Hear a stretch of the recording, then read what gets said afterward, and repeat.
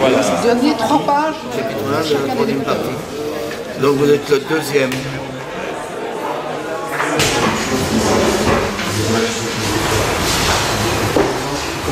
Madame Bovary, Mœurs de province, première partie.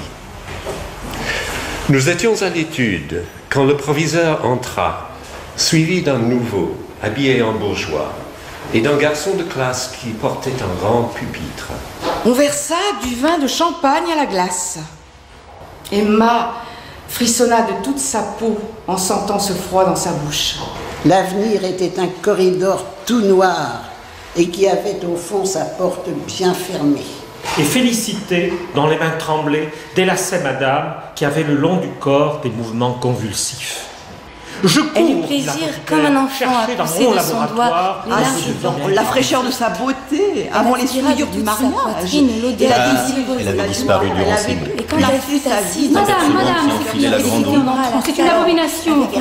La tendresse, les voluptés et le devoir. J'ai redécouvert Madame Bovary à Rouen, alors que l'on célébrait le 150e anniversaire de la parution du roman. L'œuvre fascine toujours ses lecteurs, continue d'inspirer suites littéraires et adaptations cinématographiques. Flaubert a fait d'une banale histoire d'adultère qui tourne au tragique un véritable opéra en 3 actes. Mais comment ne pas être intrigué par le suicide d'Emma, son agonie, par Flaubert qui s'enferme 5 ans pour écrire son roman et qui confiait dans une lettre adressée à sa maîtresse « Ma Bovary est tirée au cordeau, lacée, corsée et ficelée à l'étrangler. »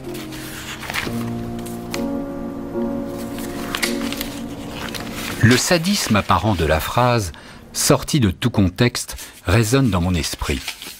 L'expression est violente. Que veut nous dire Flaubert? En voulait-il à sa créature et pour quelle raison? Cette femme était-elle simplement désespérée ou avait-elle quelque chose à expier?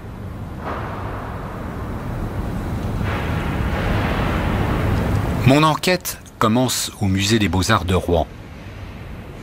Je retrouve le romancier Philippe Douminc devant un tableau d'Albert Fourier, Emma sur son lit de mort.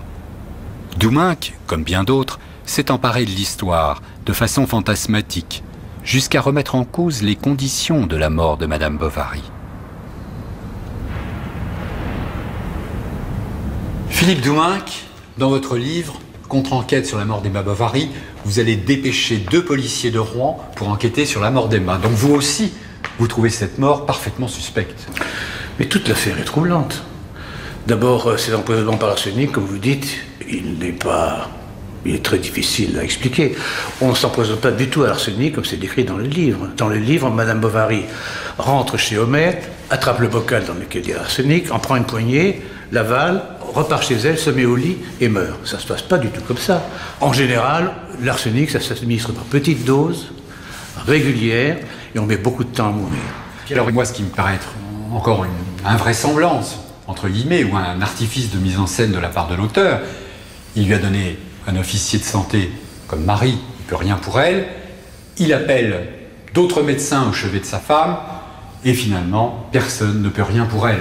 C'est quand même suspect. Il y a autre chose. Il y a autre chose. Autre chose qui s'est passé. Donc quoi? Est-ce que c'est ça qui vous a lancé, vous, dans votre enquête? Absolument. Autant j'étais convaincu, enthousiasmé, admiratif de l'art de Flaubert pour tout le reste du livre, autant je n'ai pas été du tout convaincu par la version qui donne de la mort de Madame Bovary. Ça ne tient pas debout. Dans le roman, Emma laisse une lettre à son mari, Charles Bovary, où elle dit qu'on n'accuse personne. Cette lettre semble confirmer la thèse du suicide. Mais est-ce que Flaubert ne nous lance pas sur une mauvaise piste? Et dans quel dessein?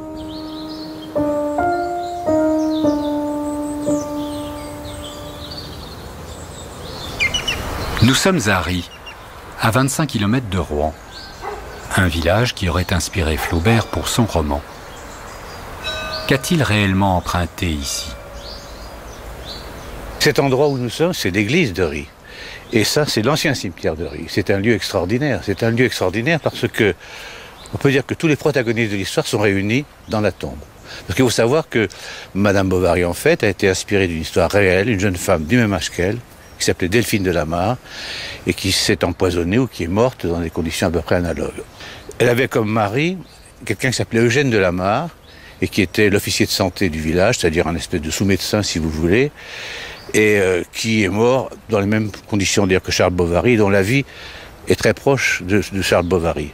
Alors ici, nous avons d'abord la tombe d'Eugène, que Flaubert a connue, que la famille Flaubert connaissait parce qu'ils lui ont même prêté de l'argent parce qu'il avait des difficultés. Et là, vous avez la tombe de la première femme de la Mare, celle qui lui a apporté de l'argent et qui est morte providentiellement, et peut-être même curieusement, comme la veuve du Buc du roman de Flaubert est morte curieusement, elle est là. Donc c'est un lieu, on ne peut pas dire vraiment qu'il souffle l'esprit, mais enfin il souffle des choses, et des choses assez étranges.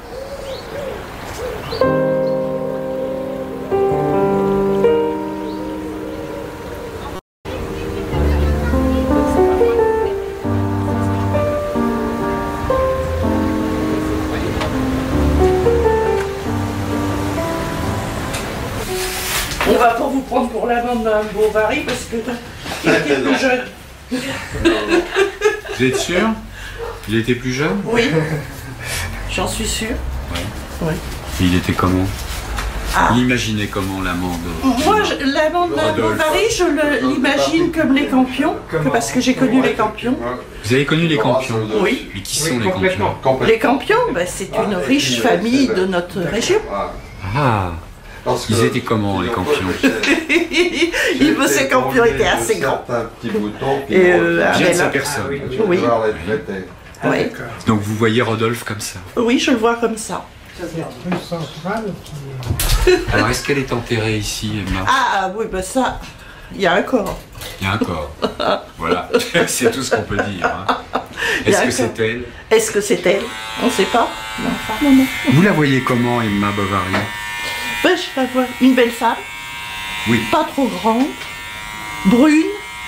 Ma mère me disait qu'elle montait très bien à cheval. Votre mère vous disait ça? Et qu'elle elle montait en Amazone. Hein, et qu'elle montait par là, parce qu'elle montait par chez nous.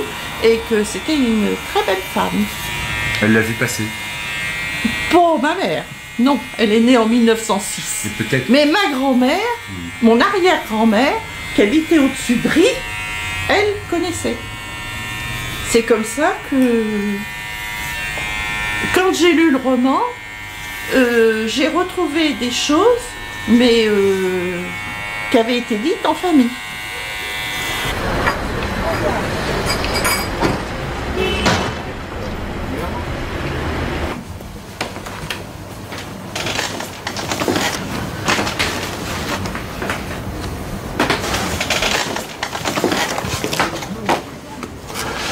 Je ne sais pas si elle correspond exactement à une description de Flaubert, mais on a une Emma qui porte un petit sac. Ah, le petit sac s'est détaché, le voilà, un petit sac à la main. Alors, on suppose que c'est Emma lorsqu'elle va au bal de la Vaubyessard, dans une occasion mondaine, voilà. C'est Emma Bovary. Est-ce qu'on peut en faire un portrait physique précis? Alors il y a des petits détails comme ça que Flaubert nous donne sur le portrait physique. Par exemple, il dit quelque part que ses mains ne sont pas très belles. On ne sait pas pourquoi. Bon, elle a des mains qui ne sont pas belles. La première fois que Charles la voit au Berthaud, si je me souviens bien. Et alors ces descriptions-là sont parfois contradictoires, en particulier la couleur des yeux. On ne sait pas exactement quelle est la couleur des yeux d'Emma. Ils sont noirs ou ils sont un peu bleutés selon qu'on s'approche d'elle, etc. Il y a une incertitude sur la couleur des yeux. Alors par ailleurs, elle correspond au type de femme que Flaubert aime. C'est-à-dire qu'elle est brune. Elle ressemble à une femme du Sud ou une femme orientale, ce qui est étrange en Normandie, parce que le stéréotype de la femme normande, c'est évidemment la femme blonde. Donc elle est déjà décalée par rapport à son milieu d'origine, pourrait-on dire. Flaubert l'appelle ma petite bonne femme, ma petite femme. Marilyn Monroe faisait 1m61, c'est pas très grand pour une star d'Hollywood. Je crois que Marilyn se faisait belle, plus encore qu'elle n'était naturellement belle. Et Emma, qui est belle, se fait encore plus belle qu'elle n'est. Et un des éléments artificiels qui ajoute à sa beauté, c'est le port du corset. Bon, c'est extrêmement difficile. Bon, le personnage d'Emma, comme vous vous souvenez, la première chose, disons, que nous en savons, c'est ses ongles. C'est d'abord une espèce de fascination. Il y a les ongles, il y a le cou, il y a cette conversation où il y a beaucoup de silence. Donc, d'une certaine façon, je dirais que il l'introduit comme une espèce de vertige. Ça, cette image, c'est vraiment en plein dans le cliché du bovarisme. Hein. C'est une mauvaise lecture du livre parce qu'on en fait une sorte de veuve. Elle est habillée tout en noir avec un petit col blanc, alors que Flaubert nous explique qu'elle passe son temps justement à détourner de l'argent du ménage pour s'acheter de jolies toilettes. Donc, et puis il y a dans le visage une tristesse. Bon, ça peut-être que le regard triste, on peut imaginer qu'à certains moments elle l'a eu, mais il faut s'attacher aussi au passage où elle a les joues roses de plaisir. Il nous montre un personnage qui est insaisissable, c'est-à-dire qui est constamment changeant, comme la couleur du paysage, etc., comme les descriptions qu'il fait très belles de lieux, de paysages, etc. Et la description même de son physique est tout le temps. C'est un personnage caméléon qui est tantôt soumise, tantôt rebelle, tantôt homme, tantôt femme, tantôt insolente, tantôt désespérée, mélancolique, etc. Voilà, Donc... le problème d'Emma, c'est au fond, c'est une sorte de féministe avant l'heure, au sens où elle voudrait assumer, affirmer, crier, revendiquer sa liberté de vie. Cette jeune femme, rêvant d'une autre vie, peut-elle échapper à sa condition, au jugement de la société? Dès sa parution au feuilleton, le roman fait scandale. Le ministère public intente à Flaubert et à ses éditeurs un procès.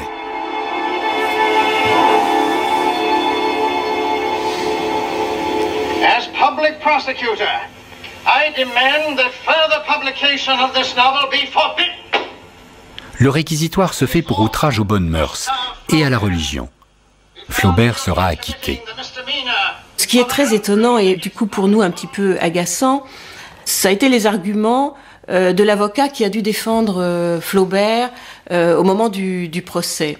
Et qui évidemment, on le comprend bien, pour persuader les juges, a fait valoir que ce roman était fait pour éloigner les jeunes femmes des tentations de l'adultère, et pas simplement de l'adultère, mais du déplacement social. Moi, ça me frappe beaucoup, et je trouve ça choquant aujourd'hui pour nous, qu'on lui reproche en quelque sorte d'avoir voulu changer de classe sociale. C'est une petite fille de la campagne, elle aurait dû rester dans la campagne, et pas chercher à jouer les bourgeoises. Donc ça, c'était vraiment une façon de vouloir la cantonner. Les gens n'ont pas vu véritablement la provocation que le personnage d'Emma représentait par rapport à l'ordre moral, parce que si vous voulez, qui est justement cette espèce d'aspiration, pas simplement à l'adultère, mais au fond à toute une autre vie, parce que si vous voulez, qu'une femme trompe son mari, disons c'est un sujet déjà banal,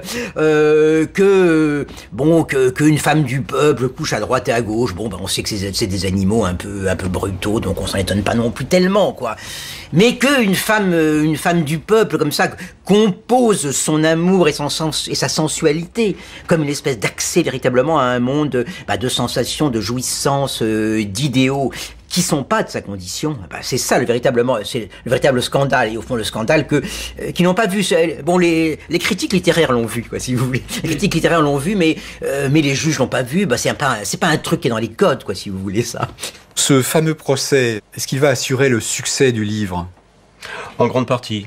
Et aux grandes dames de Flaubert d'ailleurs, parce qu'il trouve que le succès est dû à des raisons qui ne sont pas littéraires. Il aurait aimé que son livre ait une audience qui soit due à ses qualités artistiques. Mais au fond, c'est ce qui est autour de la littérature, c'est-à-dire le contexte judiciaire dans lequel il va être reçu, qui va faire le succès, qui est un succès de scandale. Et alors là, Flaubert est évidemment content d'avoir du succès, mais en même temps furieux qu'on juge son roman, on le juge, mais que ce soit la justice qui le juge, et pas pour des raisons littéraires.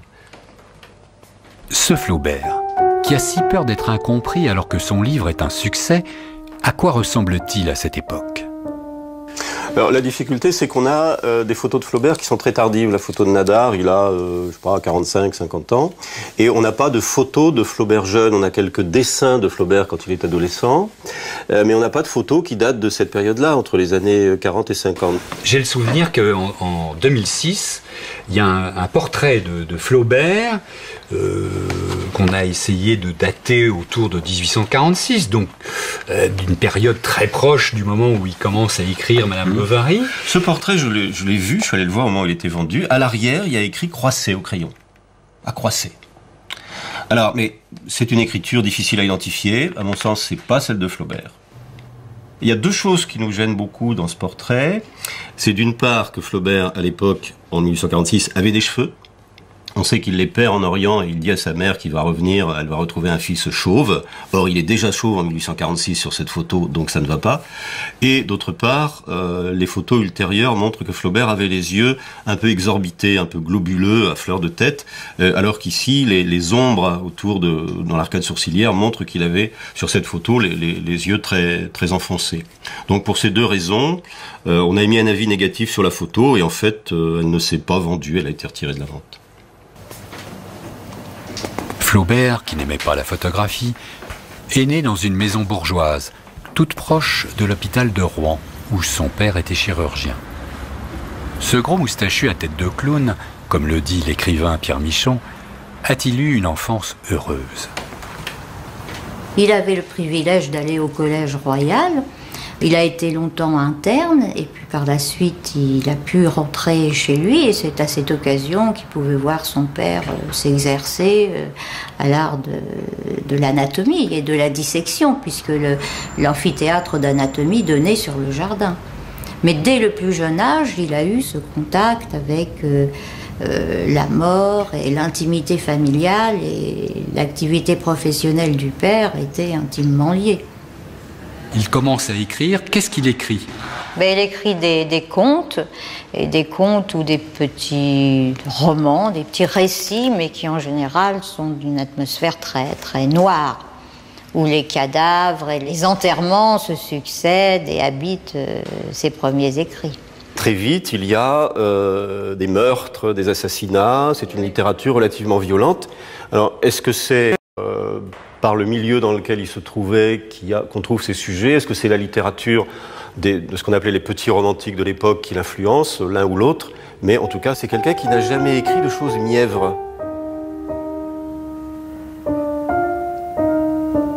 Le docteur Achille Cléophas Flaubert est un bourgeois citadin, mais qui a conservé, puisque c'est un transfuge, un certain nombre d'habitudes de son origine paysanne, à commencer par celle qu'on appelle la primogéniture.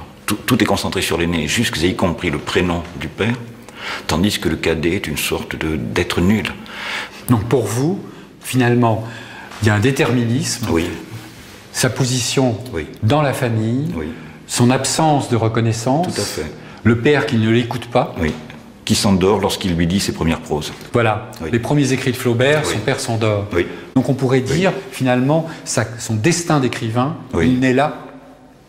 Tout à fait, il est inscrit dans cette naissance étrange, ou dans cette contradiction inscrite dans sa naissance, puisque alors que tout semblait devoir être pour lui simple et facile et évident, d'ailleurs on avait songé à des études de droit pour ce qui le concernait, en vérité il entre en dissidence et va produire une œuvre telle que la société du Second Empire va se sentir menacée dans ses fondements de croyance.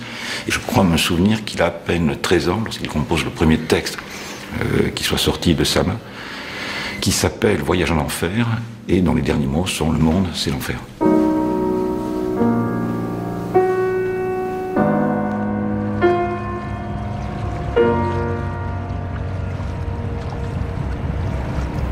Été 1851.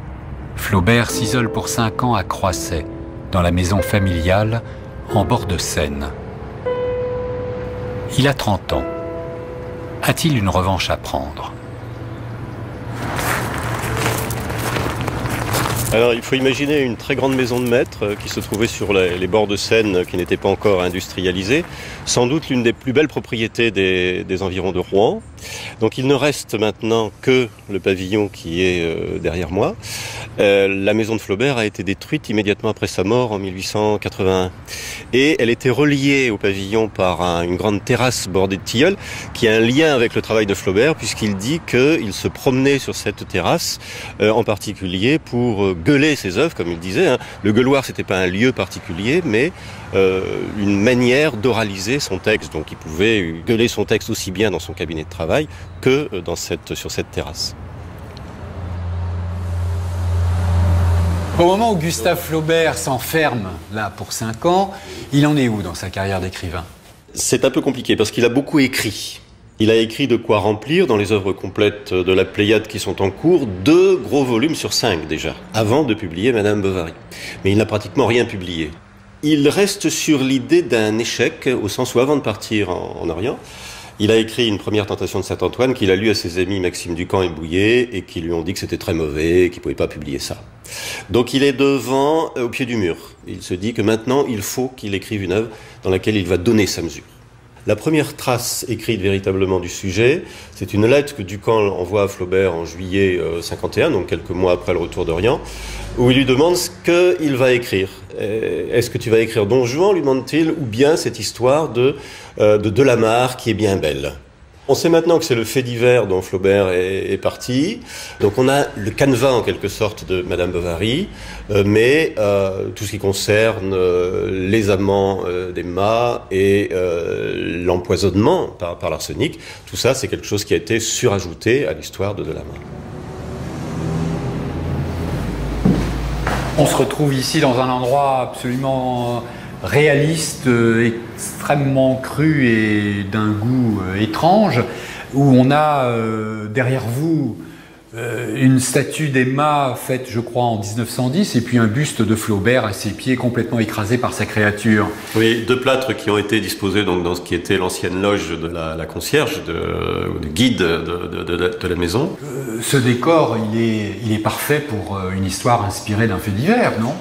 On peut le dire, oui, c'est un décor banal. Et c'est ce qui a intéressé Flaubert dans ce fait divers. Autrement dit, il ne veut pas raconter un destin exceptionnel, il veut raconter le destin d'une femme ordinaire, telle que les lectrices vont s'y reconnaître d'ailleurs à l'époque. Donc du coup, un fait divers, c'est pour lui une garantie de banalité. C'est quelque chose qui a pu arriver et qui peut arriver n'importe quand et à n'importe qui. On sait que Flaubert est un grand lecteur de la presse, contrairement à ce qu'il dit, et qu'il a toujours été intéressé par la Gazette des tribunaux en particulier.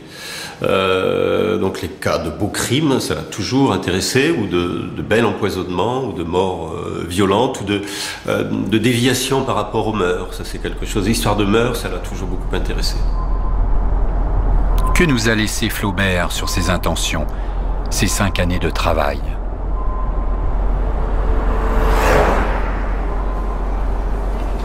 Mairie de Canteleu, à 2 pas de Croisset. Une grande partie de la bibliothèque de l'écrivain est conservée ici, dans la salle des mariages. Ces lectures influencent-elles sa création ? Alors Flaubert est d'abord un grand lecteur, il n'a jamais séparé la lecture de l'écriture. Mais il a des lectures qui sont très spécifiques en fonction des romans qu'il est en train d'écrire, du milieu dans lequel il vit. Et pour Madame Bovary, il a assez peu lu de livres qui ont un rapport documentaire, qui ont un rapport direct avec le roman. Et il a lu pour l'opération du Pied-Bot le traité de Duval sur le Pied-Bot, ça on le sait. Bon. Et puis au moment où il écrit le chapitre sur les lectures d'Emma, il va se replonger dans les lectures de jeunes filles. Et en particulier dans Paul et Virginie, puisque le chapitre commence ainsi, elle avait lu Paul et Virginie, hein, et c'est très caractéristique évidemment des lectures que pouvait faire une jeune fille au couvent. Il a lu Sade dans sa jeunesse, je crois. Est-ce que il relit un peu Sade au moment où il écrit Madame Bovary? Alors, il l'a lu sans doute très tôt par l'influence d'Alfred de Poitvin, quand il avait peut-être 14-15 ans, hein, il était adolescent. C'est très tôt. Oui, très tôt. C'est une lecture qui a dû évidemment le perturber. Il en est question assez régulièrement dans sa vie jusqu'à la fin de sa vie, parce que évidemment c'est une lecture interdite. Les livres circulaient sous le manteau, et donc il y en avait très peu, si bien qu'il y a beaucoup de lettres à ses amis où il se passe des livres de Sade. Je n'ai pas le souvenir qu'il lit ou qu'il relit glissade au moment où il écrit Madame Bovary. En revanche, il y a du sadisme dans Madame Bovary, en particulier l'ajout marginal où Flaubert parle du plaisir qui va jusqu'au supplice. Alors Don Quichotte, Flaubert dit qu'il le connaissait par cœur avant de savoir lire, parce qu'il y avait un voisin qui le lui avait lu. Et puis il y a un rapport évident entre les deux romans. Don Quichotte comme Emma sont de grands lecteurs. Emma a souvent été qualifiée de Don Quichotte en jupon, hein, et au fond, elle appréhende le monde à travers le prisme de la littérature, exactement comme Don Quichotte. Pendant ces 5 ans, Flaubert écrit beaucoup, notamment à sa maîtresse, la poétesse Louise Collet. Que lui dit-il de l'œuvre en cours? Quelle est son humeur au fil des jours? Je suis brisé de fatigue et d'ennui. Ce livre me tue. Je n'en ferai plus de pareil. Les difficultés d'exécution sont telles que j'en perds la tête dans des moments. On ne m'y reprendra plus à écrire des choses bourgeoises. La fétidité du monde me fait mal au cœur. Les choses les plus vulgaires sont, par cela même, atroces à dire, et quand je considère toutes les pages blanches qui me restent encore à écrire, j'en demeure épouvanté. Le livre, au point où j'en suis, me torture tellement que j'en suis parfois malade physiquement. Je me suis raidi et fouetté jusqu'au sang pour que mon héroïne souffre d'amour. J'ai presque pleuré de rage. Est-ce que la correspondance ne devient pas le déversoir à ce moment-là de ces états d'âme? Non, mais c'est ça qui est intéressant, parce que le mot déversoir me rappelle une phrase: l'art n'est pas un déversoir à passion, un pot de chambre un peu plus propre qu'une simple causerie d'une confidence. Et on a l'impression que justement, il a besoin de ce pot de chambre et de ce déversoir, mais c'est un peu les coulisses de l'acteur. Dans les coulisses, je pisse, je pète, j'ai besoin de bouffer, je bois du whisky si je suis pas en forme, et c'est horrible. Voilà 2 ans que j'y suis. C'est long 2 ans, toujours avec les mêmes personnages et à patauger dans un milieu assez fétide. Ce qui m'assomme, ce n'est ni le mot, ni la composition. Je ne fais autre chose que de doser de la merde. C'est une espèce de grand hurlement de fauve, quoi, la correspondance de Flaubert. On laisse l'organe se tendre et parler directement, on oublie il faut raison garder, il n'y a plus de raison, il n'y a plus de... ça va très vite, ça bouillonne, ça explose d'une façon extrêmement rapide. Il n'arrive plus à maîtriser la souffrance, quoi, la souffrance d'être, la souffrance du ressenti et la souffrance de l'œuvre et de l'écriture.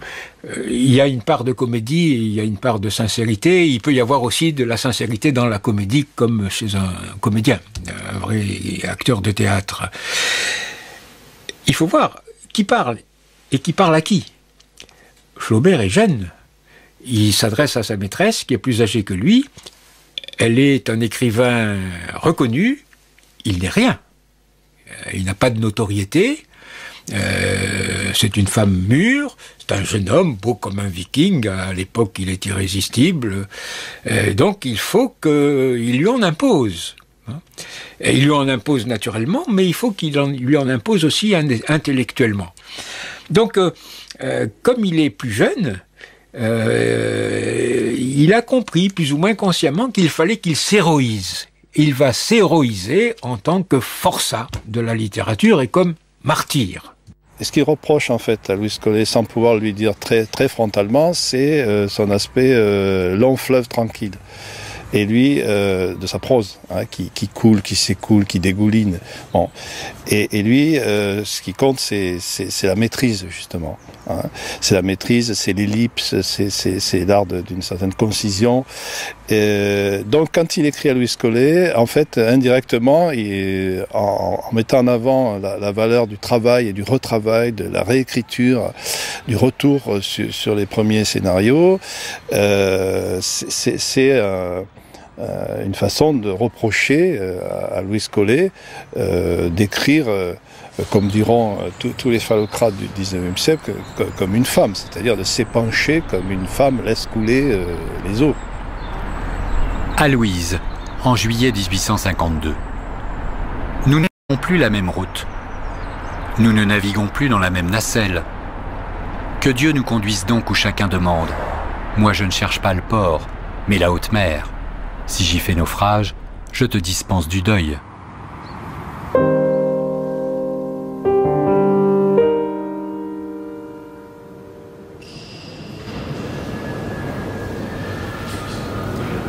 Cette intensité, cette violence que nous avons découverte dans la correspondance, les retrouve-t-on dans les manuscrits de l'écrivain, conservés à la bibliothèque municipale de Rouen? On a une première impression, en tournant les pages, d'être devant un manuscrit très sombre. On a quelque chose de tout noir, on a quelque chose de violent même dans ce temps d'écriture qui apparaît là dans les pages. Oui, ça c'est une violence que Flaubert pouvait se faire lui-même quand il parle des affres du style. Hein. C'est une expression qu'il utilise très souvent. Il les a connues, les affres, c'est-à-dire les douleurs du style. Effectivement, écrire pour lui, ça devait être un bonheur, un plaisir, une jouissance, mais en même temps, une grande douleur. Alors, il passe par deux phases qui sont des phases complémentaires. À partir des plans et scénarios, il va augmenter son texte considérablement et ensuite il rature, il élimine.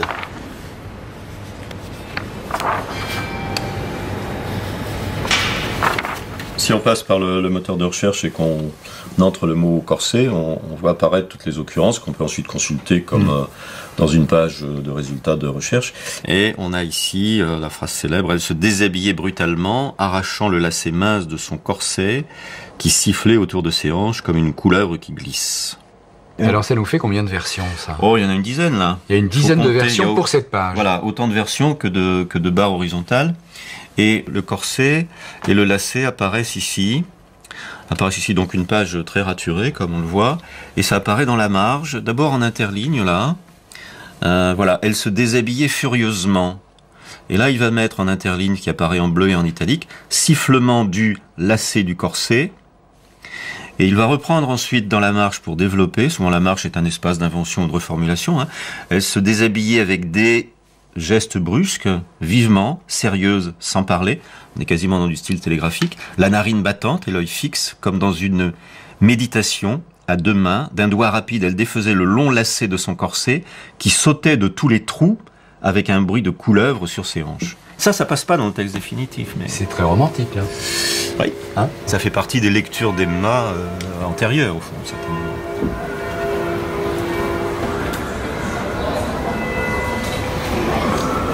Que veut nous dire Flaubert quand il écrit à Louise Collet: ma Bovary est tirée au cordeau, lacée, corsée et ficelée à l'étrangler.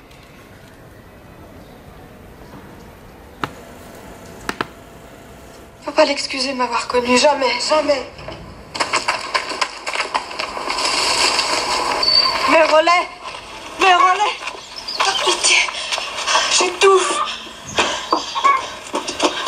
Je vous délacer. Quelle heure est-il? 3 heures bientôt. Oh, merci.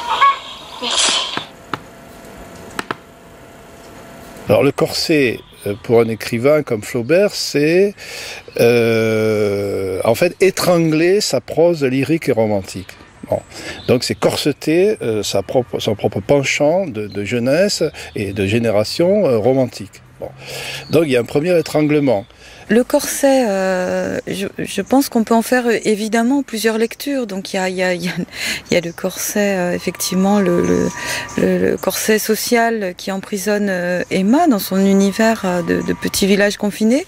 Il y a le corset aussi, je pense que Flaubert n'est pas sans ignorer le risque de censure qu'il court en écrivant certains beaux propos scandaleux pour son époque. Donc il a tout ça à gérer dans l'écriture de son roman. Donc il joue avec ces différents registres de corsetage, si je puis dire. Je pense pas que la question ce soit de mettre Emma à mort par strangulation, quoi.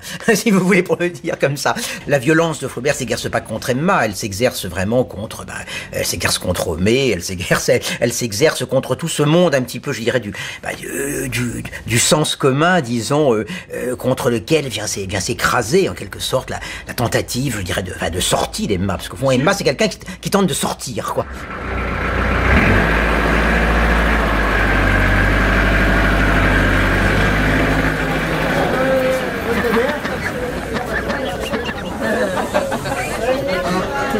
Tout le roman montre que progressivement, elle est marginalisée.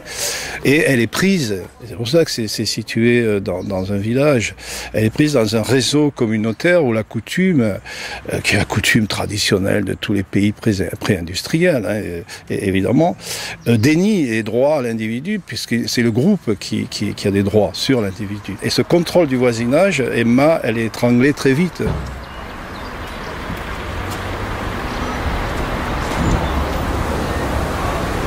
Bien sûr, elle part d'une chose effrayante, qui est un cadre bourgeois où dès le premier chapitre, on a un homme qui dit « après tout, il l'aimait bien ». Enfin, c'est effrayant, après tout, il l'aimait, je crois, point.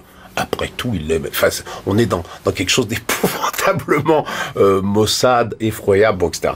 Et là-dessus, elle s'extirpe de là, elle en sort. Ben, elle sort pour aller où? Est-ce que les gars qu'elle va aimer sont intéressants? Et c'est quand même pas c'est quand même pas des types absolument extraordinaires. C'est tous des fantoches, c'est tous du vide, c'est tous du rien, c'est tous du paraître. C'est finalement, on a ce brave pharmacien, on a ce brave Monsieur Bovary, on a des braves gens, et de l'autre côté, on a des espèces de types la falsification de ces mecs-là est tout aussi patente que la vacuité, le vide des autres, voilà. Je trouve que c'est un leurre de A jusqu'à Z.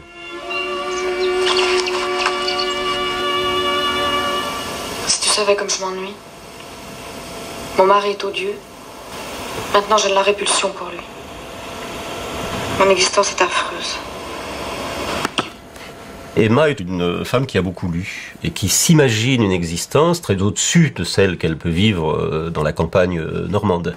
Donc c'est précisément ce qu'on a appelé le bovarisme, qui est, d'après la définition de Jules de Gaultier, la capacité donnée à chacun de s'imaginer autre qu'il n'est, de se concevoir autre qu'il n'est. Donc Emma est toujours dans la différence entre ce qu'elle est réellement et ce qu'elle souhaiterait être. Est-ce que finalement, depuis toujours, Flaubert n'a-t-il pas le mal de vivre comme Emma? Sans doute. Sans doute. Je pense qu'il existe une parenté entre l'auteur et son personnage. Elle tiendrait à cette situation très, très ambiguë qui était la leur, à savoir d'être au monde et de refuser ce monde dont ils étaient. Et pourquoi il enferme son héroïne dans ce milieu? C'est uniquement parce que c'est un milieu qu'il connaît bien et qu'il peut très bien décrire? Bien sûr, et qu'il est ce contre quoi il a vécu cabré. Après avoir sacrifié un certain nombre de grandes fantasmagories qui ont occupé sa jeunesse, son enfance et son adolescence, il se tourne vers ce qu'il honnit, ce qu'il a en haine, et qui est ce monde qu'il connaît bien puisqu'il est le sien.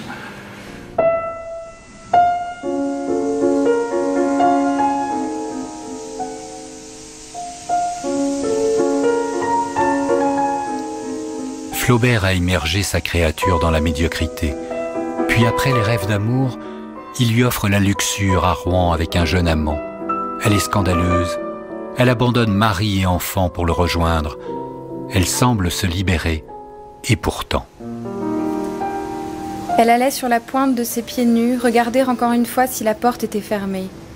Puis elle faisait d'un seul geste tomber ensemble tous ses vêtements. Et, pâle, sans parler, sérieuse, elle s'abattait contre sa poitrine avec un long frisson. Cependant, il y avait sur ce front couvert de gouttes froides et sur ses lèvres balbutiantes, dans ses prunelles égarées, dans l'étreinte de ses bras, quelque chose d'extrême, de vague et de lugubre, qui semblait à Léon se glisser entre eux subtilement, comme pour les séparer. Quand Emma Bovary prend son deuxième amant, il semble que Flaubert la libère, lui donne la possibilité d'exister en tant que femme par-dessus toutes les conventions, ou est-ce qu'il l'enchaîne un peu plus? Les deux, parce qu'il y a à la fois une sorte de revendication qu'on pourrait dire féministe avant la date chez Emma, qui est une femme libre, hein, et en particulier libre des conventions sociales et des conventions de la campagne, de la province de l'époque, bien entendu. Et puis d'un autre côté, c'est une marche à la mort aussi. Surtout au moment où elle, comme vous dites, elle n'est pas prise par le premier amant, mais elle prend le deuxième, c'est-à-dire elle va reprendre Léon, et c'est là où elle va être active véritablement, au point d'inverser même les rôles. Il y a cette phrase absolument superbe qui est à propos de Léon: il était plus sa maîtresse qu'elle n'était la sienne. C'est-à-dire là, on a une femme véritablement active. Mais c'est une marche vers la catastrophe et une marche vers la mort, justement par l'insatisfaction. Flaubert parle quelque part de la pourriture instantanée des choses. Tout ce qu'Emma touche est déjà gagné par la corruption ou la décomposition. Cette liberté n'était qu'une illusion de plus. Flaubert orchestre sa fin tragique d'une manière réaliste et néanmoins machiavélique. Les dettes l'accablent. Ni ses amants, ni le notaire ne l'aideront. Étranglée, elle n'a plus qu'une issue, l'arsenic, qui l'attend dans son bocal bleu chez le pharmacien Homais. Flaubert va la faire mourir en carême, le temps du châtiment.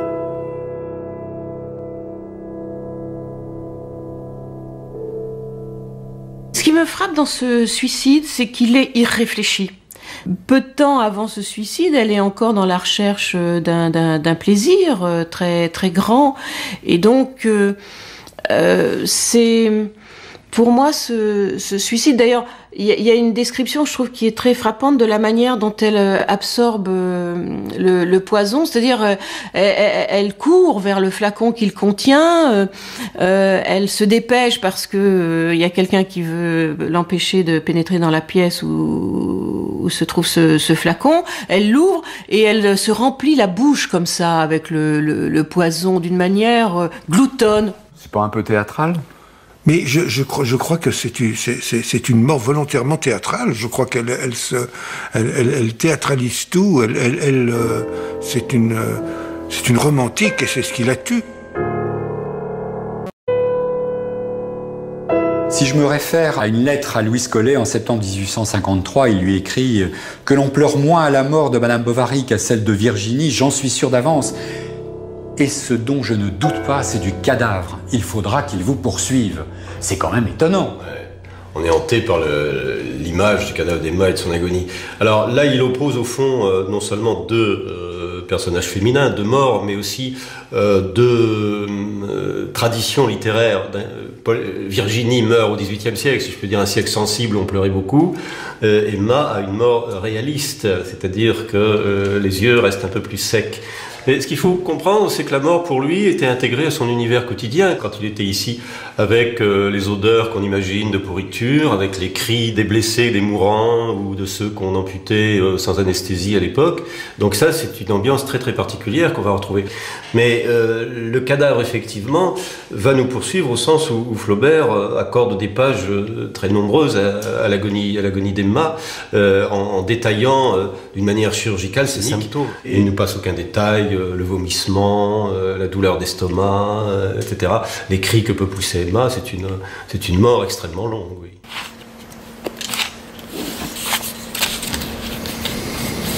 Hanté par la mort, Flaubert ne voyait-il pas depuis toujours, derrière l'apparente jeunesse d'Emma, son cadavre?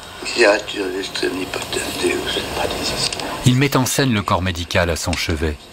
Les médecins ne feront rien pour la sauver. Ne sont-ils pas ses complices? Alors, au-delà de la surface ou de l'apparence des choses, que veut nous dire Flaubert? L'idée que ce soit une mise à mort par Flaubert lui-même et qu'il se soit dit « je vais raconter une histoire avec une femme et justement je vais la faire mourir », ça c'est pas forcément dans les intentions initiales. Il se trouve qu'il raconte l'histoire d'une femme dont l'énergie, dont le destin, dont la volonté de vivre ne peut aboutir qu'à la mort. Elle est barrée par le suicide, comme dit Baudelaire. Il dit l'horizon d'Emma est barré par le suicide. Bon, mais est-ce que c'est une intention de Flaubert que de faire mourir son personnage? Il n'écrit pas son roman pour ça. Oui, mais Yvan, soyons sérieux. Au début du livre, elle est déjà sacrifiée. Emma est condamnée à mort. Maintenant, il faut bien le dire. Je crois que c'était votre idée par Flaubert lui-même. Pourquoi? Parce que c'est bien qu'une héroïne meure dans un roman. Parce que la tragédie, c'est toujours plus intéressant que la comédie ou que la comédie bourgeoise. C'est Edgar Poe qui disait qu'il n'y a rien de plus beau dans un récit, notamment dans un récit où il y a de l'amour, que la mort d'une jeune femme belle. Emma est cette espèce de monstre, en quelque sorte, pourrait-on dire, qui est, bon, au fond, la fille du peuple, qui s'est appropriée s'approprier toutes les sensations auxquelles, a priori, elle n'avait pas droit. Et au fond, ça peut être aussi bien, disons, la lecture des grands livres que connaître les raffinements de la sensualité, quoi. Et c'est pour ça qu'elle doit payer ? C'est pour ça qu'elle doit payer, enfin en un sens, on peut dire à la fois c'est pour ça qu'elle paye, et puis aussi parce que au fond il y a cette espèce de rapport en quelque sorte à la fois de complicité et en même temps de complicité et aussi de conflit entre le personnage et puis l'auteur, quoi. Bon, en un sens l'auteur a besoin au fond de ce genre de personnage, mais en même temps il a aussi besoin de la liquider parce que justement Emma est celle qui comprend pas. Au fond, Emma n'est pas Flaubert au sens où elle n'est pas une artiste, elle n'est pas une créatrice.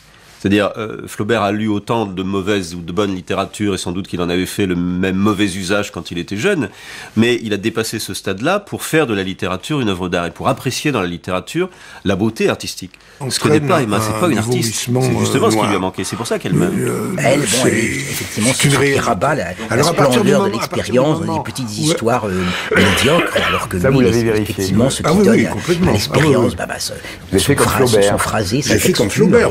Enfin, Flaubert, il nous dit aussi en même temps, c'est la littérature qui a empoisonné cette femme. Flaubert à la mort d'Emma, d'un côté. Homais dit à un certain moment, il y a une discussion entre Homais et Bournisien sur la littérature, les arts en général. Et Homais dit, il y a de la mauvaise littérature, comme il y a de la mauvaise pharmacie. D'un autre côté, en même temps, il faut qu'il s'en sépare. La littérature est un poison, je crois. Ça, c'est la mère de Charles qui dit, attention, les libraires sont des empoisonneurs. Voilà, les libraires sont des empoisonneurs. Donc l'idée qu'elle s'empoisonne, au fond, est déjà inscrite dans le texte, dans la comparaison de la littérature et du poison, bien sûr. C'est une chose que tout le monde ressent, je pense, c'est que toute une partie des gens qui essaient de transmettre des choses, toute une partie sont des trafiquants de drogue. C'est-à-dire sont des marchands de mensonges, de rêves, trafiquants de drogue, il n'y a pas d'autre mot. Et Flaubert s'est aperçu que, sort de la bouche. Par malheur... Pour vous, c'est une référence au goût d'encre dans le livre, ou c'est... Alors, j'aurais toujours aimé savoir ce qu'il pensait réellement sur Balzac. Enfin, je suis désolé de le dire, non, c'est vrai, c'est une réalité. Toujours est-il que l'empoisonnement par l'arsenic contraire. Presque toute une génération d'écrivains était tombée dans ce travers, c'est-à-dire... Et là, il a cherché à couper net, quoi. Je crois que c'est une charge contre la société qui a précédé l'époque. Et que Flaubert se veut à la charnière et il a la mission de faire en sorte de ne pas retomber dans les errements précédents.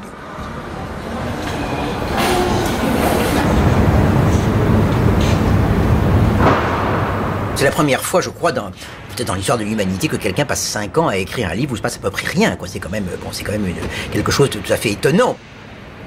On peut dire oui, c'est moderne, parce que c'est moderne, c'est au sens où ça fait partie d'une espèce de, je dirais, de rupture moderne, c'est-à-dire le moment où les anciennes intrigues avec des histoires bien ficelées, des personnages qui montent des stratégies et ainsi de suite. Et Flaubert, le premier qui dit c'est pas ça la vie, quoi.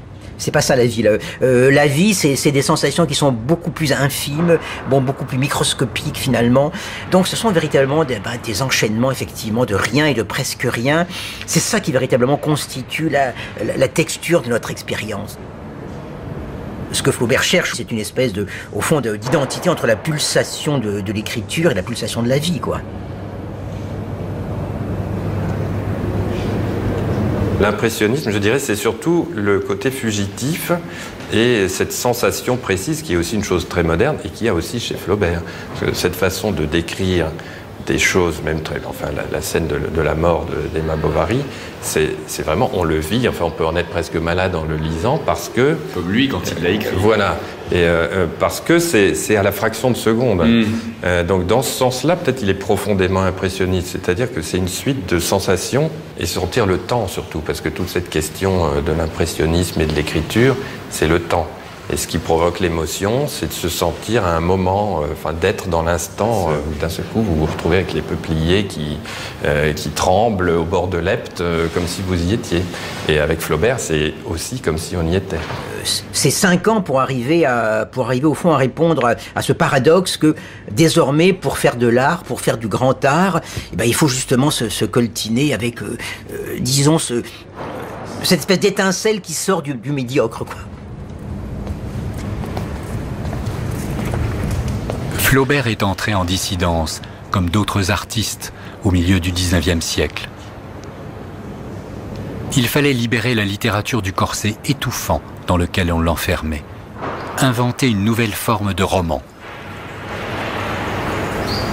Voilà, il y avait bien derrière le suicide d'Emma un enjeu immense.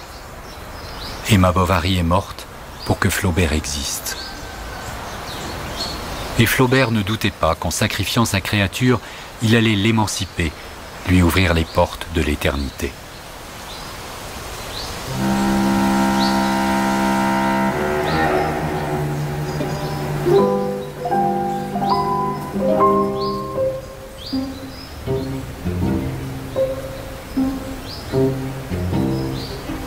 Madame Bovary remarqua que plusieurs dames n'avaient pas mis leurs gants dans leurs verres. Madame Bovary tourna la tête et aperçut dans le jardin, contre les carreaux, des faces de paysans qui regardaient. Elle aspira le vent humide qui lui rafraîchissait les paupières. Elle avait envie de faire des voyages ou de retourner vivre à son couvent. Elle souhaitait à la fois mourir et habiter Paris. Je déteste les héros communs et les sentiments tempérés comme il y en a dans la nature. Elle se cambra à la taille avec une désinvolture de duchesse. Vous profitez imprudemment de ma détresse, monsieur, et je suis à plaindre, mais pas à vendre. Elle ne souffrait que de son amour et sentait son âme l'abandonner par ce souvenir, comme les blessés, en agonisant, sentent l'existence qui s'en va par leurs plaies qui saignent.